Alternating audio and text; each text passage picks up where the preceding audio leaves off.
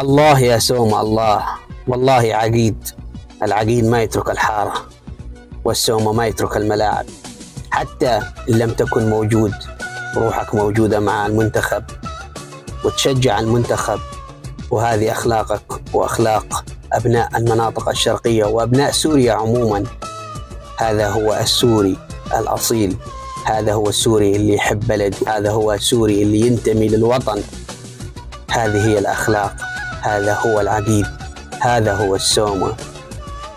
قلوبنا معك ومع المنتخب، ونأمل لك الخير في المستقبل وللمنتخب.